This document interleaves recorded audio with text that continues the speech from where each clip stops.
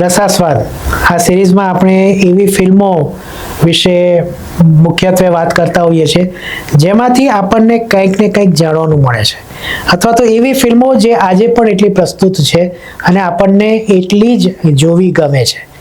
એમાંથી એવી એક ફિલ્મ અને ઋષિકેશ મુખર્જીનું ડાયરેક્શન ધરાવતી જે ફિલ્મ હોય એમાં તો કશું કહેવા જેવું બીજું હોય જ નહીં. તો આજે જાણીએ બાવરચી વિશે, પણ આ ઇન્ટ્રો પછી. નમસ્તે મિત્રો, હું છું સિદ્ધાર્થ છાયા.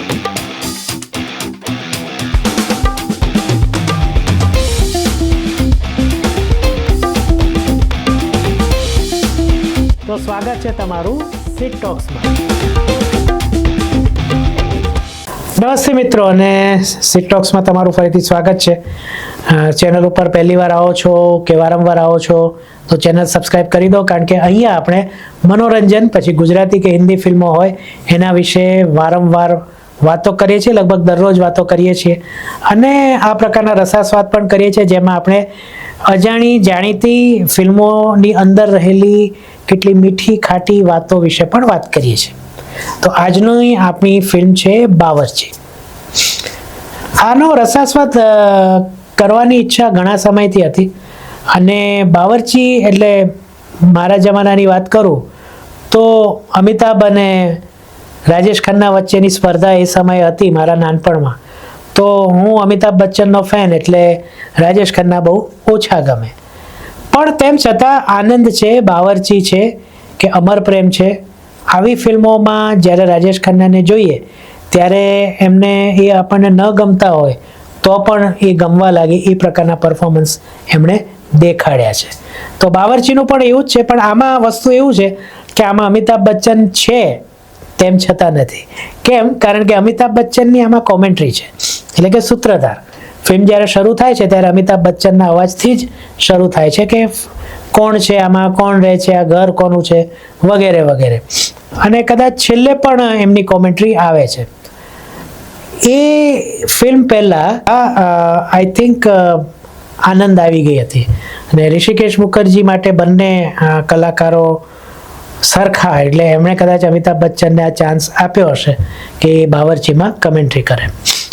વસ્તુ એવી છે કે એક વડીલ છે અને એના ત્રણ દીકરા છે, વહુ છે બે, એક દીકરો કુંવારો છે જે સંગીતકાર છે, અને એક દીકરી કે એ રીતનું પણ છે. અને ટૂંકમાં ભર્યું ભાદર્યું ઘર છે. જે દીકરી છે એની સાથે અળખામણો વ્યવહાર થાય છે, જો કે દાદાજી માટે બધા જ પ્રિય છે, પણ તેમ છતાં દાદાજીને આ જે દીકરાઓ છે એના પ્રત્યે કોઈ ખાસ માન નથી. દાદાજીનો જે ખાટલો છે એની નીચે એક પેટી પડેલી રહે છે, એમાં દાદાએ પોતાના જીવનની બધી જ સંપત્તિ ભરી દીધી છે, એમ જેમાં ઘરેણાં પણ છે. હવે આ લોકોના સ્વભાવ બધાને એવા આડા છે ને કે કોઈ બાવરચી એટલે કે રસોઈ કરનારો વ્યક્તિ લાંબો સમય ટકી શકતો નથી. પણ પછી એક વ્યક્તિ આવે છે એટલે કે રાજેશ ખન્ના, અને એ આ બાવરચી કામ કરવા માટે આવે છે, અને આ લોકો ઉપર જાદુ એ કરી નાખે છે.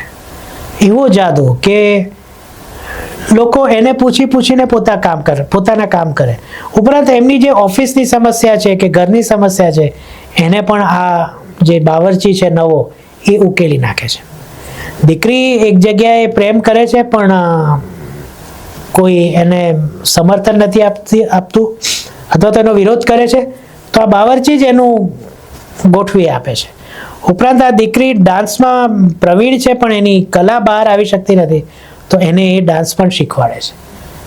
છેલ્લે અંત એવો આવે છે કે એક ઘરમાં અલગ અલગ રહેવું એના કરતાં જો ભેગા રહીએ, પ્રેમથી રહીએ, તો સંસાર જેટલો સુખી લાગે છે એના કરતાં પણ વધુ લાગે.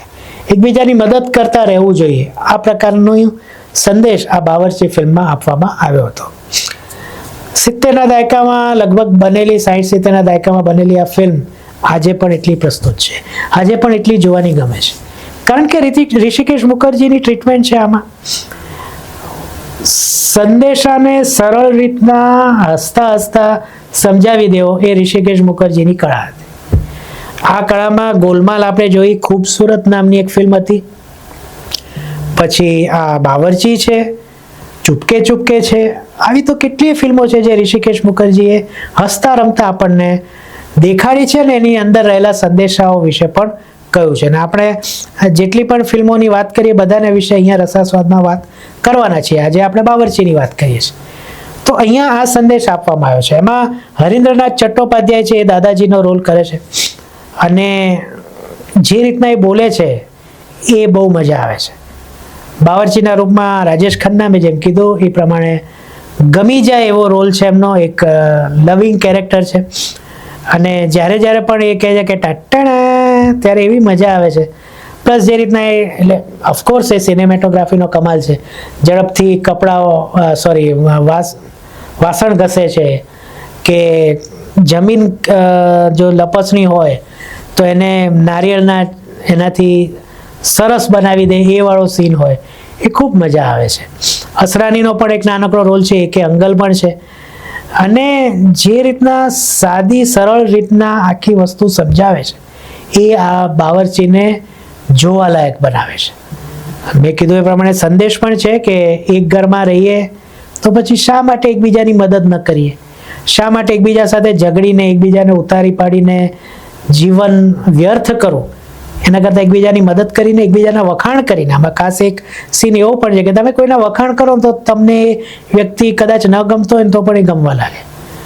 તો વખાણ કરીને શા માટે આપણે એવું ન કરીએ?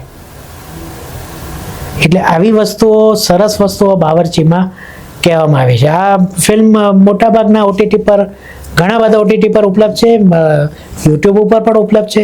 તમે જોઈ હોય તો ફરીવાર જોજો બાવરચી, ન જોઈ હોય તો પણ જોજો, મજા આવશે અને એની ગેરંટી છે. તો બસ આ પ્રકારના રસાસ્વાદ માટે આપણે વારંવાર મળતા રહીશું. ફરીથી મળીએ, ત્યાં સુધી સિદ્ધાર્થ છે અને આજ્ઞા આપો. અને તમને બધાને મારા તરફથી